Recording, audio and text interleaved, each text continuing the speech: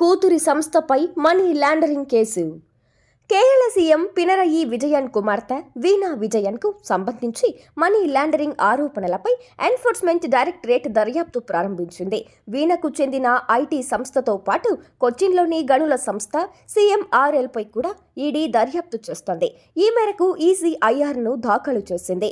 మరోవైపు ఈ ఉదంతంపై సీరియస్ ఫ్రాడ్ ఇన్వెస్టిగేషన్ ఆఫీస్ కూడా దర్యాప్తు చేస్తోంది.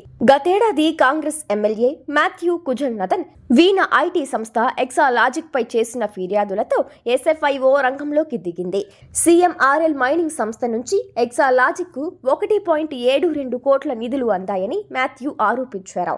ఇక CMRL సంస్థలో కేరళ రాష్ట్ర ఇండస్ట్రియల్ డెవలప్మెంట్ కార్పొరేషన్ కు 13% వాటా ఉంది.